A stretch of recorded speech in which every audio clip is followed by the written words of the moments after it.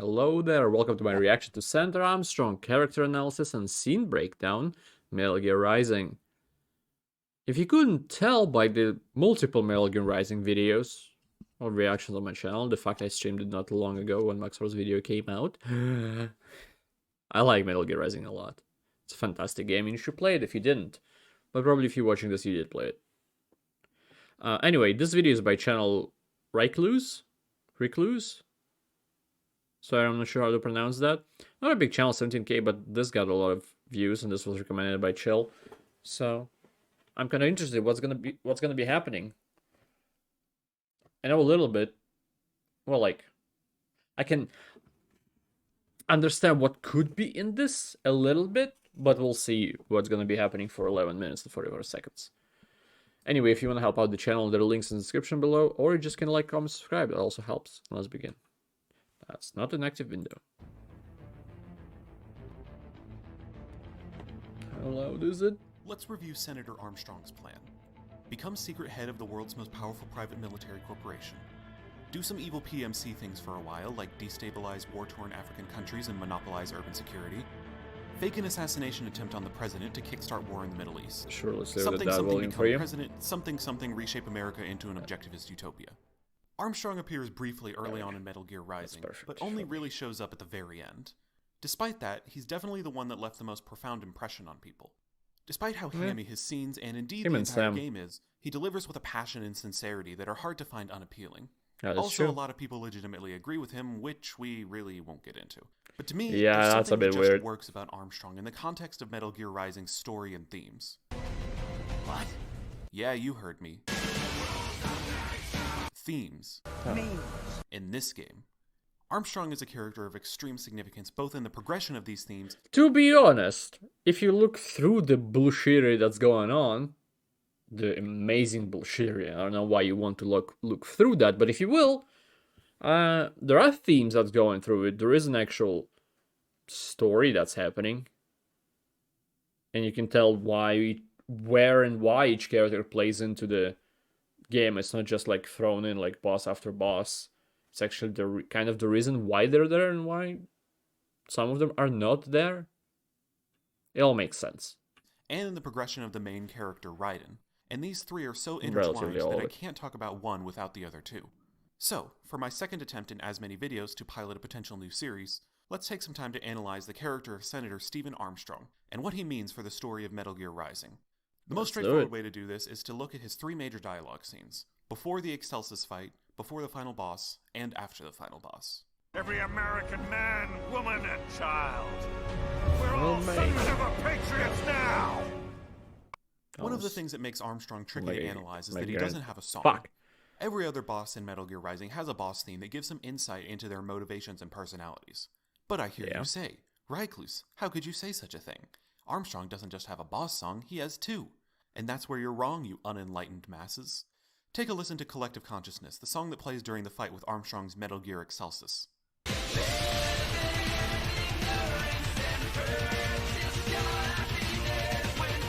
Underrated, I think, this song is. Nobody remembers it because the boss fight wasn't that good. Knowing what we know now, that's essentially the opposite of Armstrong's ideology. It could be interpreted as how Ryden views him, but also as what Armstrong seeks to destroy. The final boss theme also isn't about Armstrong.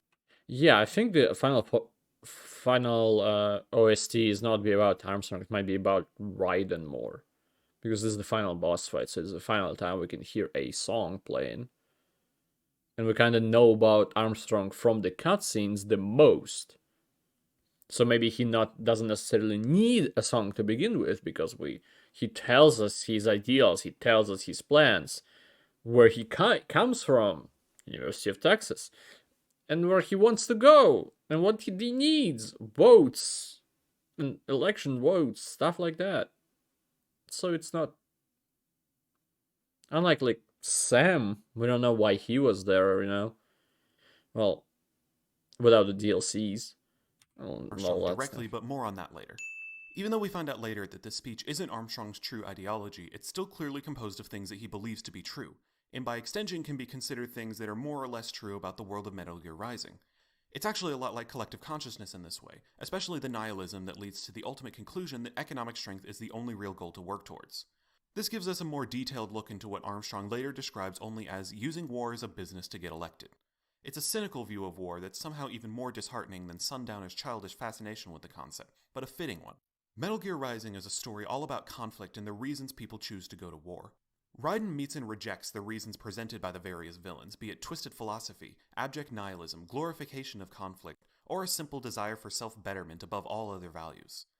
It only makes sense then that the final boss of such a game is also a sort of final boss of this thematic conflict. When talking about the reasons for war in the modern age, you really can't avoid war as a business. So just with that, we've got a pretty decent ending on our hands. But then, Metal Gear Rising turns this all on its head. Don't fuck with this, Senator!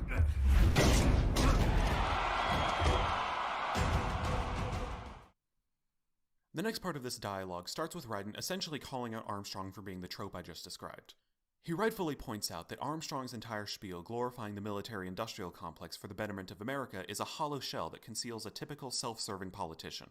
This prompts Armstrong to open up about the reality of his intentions, which is that his plan of using war to reinvigorate the American economy and spirit was the means rather than the end.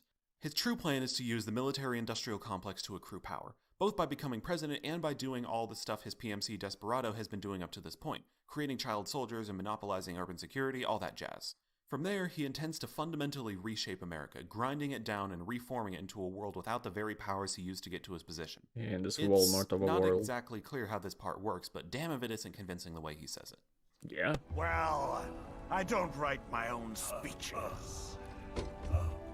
You should try it, Armstrong, buddy. You're pretty good at speaking from the heart. Ryden's I don't know why. I have a weird pet peeve. When he says, am I finally getting through? The word through sounds weird when he says it. Is it just me? Like, am I finally getting through? Through? I don't know why. I don't... To this is understandable confusion, then falling back on what could be considered his original reason for fighting from the beginning of the game. Protect the weak. Through? He accuses Armstrong of viewing the entire thing from the top down, with no understanding of those that have to struggle to survive. What's interesting about the rest of this exchange is that neither party has a really strong rebuttal to the other. Armstrong is clearly distressed by Ryden's rejection and tries to argue that Ryden himself is one of the strong and that others should follow his example. Because, you know, standing here, they realize that they're, like, the same. They all both want to write history, and who's to judge in the end, you know? And they know that violence... Okay, That's perhaps true, but kind of avoids the brunt of the accusation. Ryden, meanwhile, returns to the old classic of, guess I'll have to beat you up then. Take note of this part, we'll be coming back to it later. Because violence Before brings moving violence. on to the last speech, let's take a brief intermission on this part with You Wolf. know? His recording of Sam saying that a battle of fate would essentially decide whether he or Ryden is in the right could be considered an indirect statement on the fight that's happening right now. That's generally how fights work in stories anyway, but it's more important than you think. Once again, more on that later. More directly, Wolf's arrival is also validation that Ryden's ideals do have some value. Ryden has been a very adrift character in this game's central narrative about the reasons we go to war. His stock line about protecting the weak has been repeatedly portrayed as hollow, and he's never laid anything more substantial down on the line. But Wolf's rewriting of his prime directive, or in regular human speak, changing his mind, is evidence that Ryden isn't completely out of this conflict. In a way, that moment is the ideological equivalent of him receiving Sam's sword. It shows us that there's still some fight left in him. Yeah. But at least I'll leave a worthy successor. You, Jack. This all leads us to the single most important thing about Senator Armstrong. He wins.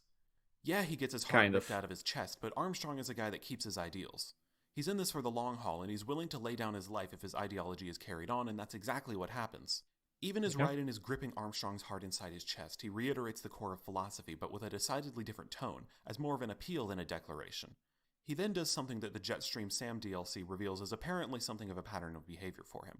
He concludes, apropos of nothing spoken, that his opponent in battle has seen the truth of what he says and is ready to join his side. Okay, not sure how that works, but he must be a remarkably perceptive guy, because he's right both times. It makes a little more sense here than in the DLC, but there's a lot of things about the DLC's story that aren't exactly first-rate. With this, Armstrong's short-lived presence in the story is concluded, DLC, but the effects of his presence are far-reaching.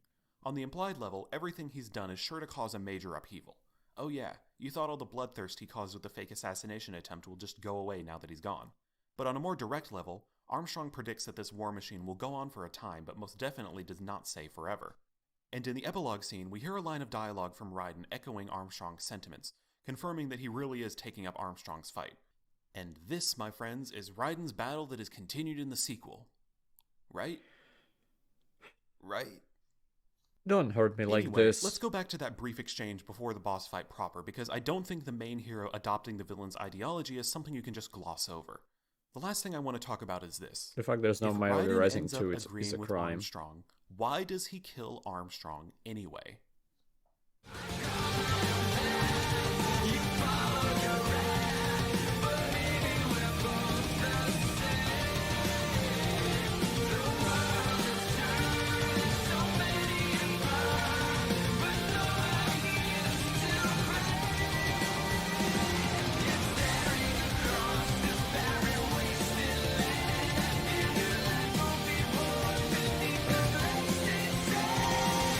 It grows on me more and more. I think it became my favorite. They're all fucking great. That little exchange where Armstrong and Ryden both shoot weak comebacks at each other is our clue as to why Armstrong has to die. And I'm going to spoil it for you. It's because Armstrong is wrong. Yeah, you heard me. I realize that statement sounds stupid on multiple levels because obviously, yeah, he's a murdering monster, but also like because this entire video can be taken as a case for why he's right, but hear me out. What Ryden does here but doesn't quite follow through on is expose the core hypocrisy of Armstrong's ideology, which you might have caught if you were paying attention. He's manipulating for his own benefit the system that he's claiming to be working to destroy. He fights it, yet he perpetuates it. We can infer that after the events of this game, his actions have just made everything worse. Furthermore, Ryden also reveals how polarizing the definition of the weak can be, and how Armstrong's perspective doesn't help that at all. To Armstrong, the weak could embody the diseased part of American culture, the self-absorbed and materialistic whose collective consciousness is what keeps the war economy running. But to Ryden, the weak are everyone who is trodden on, and we suddenly see his old mantra of protecting the weak carry some merit when purging the weak is on the table. But we're going in circles again. If there are such clear flaws in what Armstrong says, why does he ultimately go with it? Let's go back to the final boss theme, It Has to Be This Way, or to call it by its proper name, Standing Here. Most people realize by now that the song is sung by Ryden, confirmed by Armstrong's later line, You carved your own path. It's a lament that their two paths led them to fight, when deep down they both know that they're both trying to better the world. But the most critical line is what I played earlier, I feel new life will be born beneath the blood-stained sand. Remember what I said about that scene with Wolf, where Sam's lines allude to this being a battle of fate. This is what that was ultimately leading to. The idea implies that whoever wins this fight is the ethically right one, and while that's silly on the surface, it makes some sense when you consider that they've each inadvertently exposed the flaws in their philosophies to each other, while also seeing some truth in what the other said. Yeah. I don't think it's completely unreasonable to say that Armstrong would have been changed by this encounter if he had won. Maybe not a lot, but it definitely would have given him something to think about on the definition of the weak. Ryden, on the other hand, has much more ground to give. Having been adrift for the entire game, he arrives at a hybrid philosophy between himself and Armstrong that he can dedicate himself to. And that idea, plus bringing down Armstrong for his own crimes, are not mutually exclusive. So that was Senator Armstrong, a big shouty man from a big stupid game. He likes football and hates the war economy and is kind of a hypocrite when you get right down to it.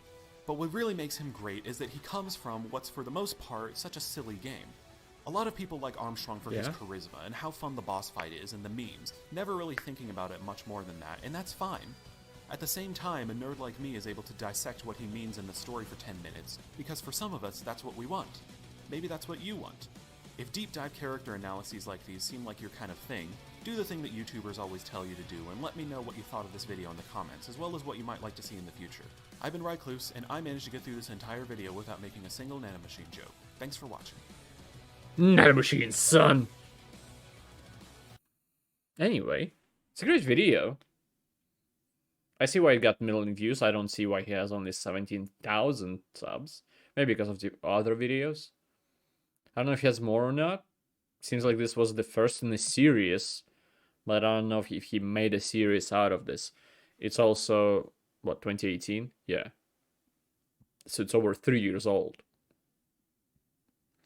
But either way, it's a fantastic video, fantastic look inside the senator's head that we never got, only seen inside his chest. He had a big heart, you know? I'll stop fucking around, and I'll just tell you thank you for watching. I appreciate it a lot, and I hope to see you next time. Goodbye. Have a great life, because one of us has to.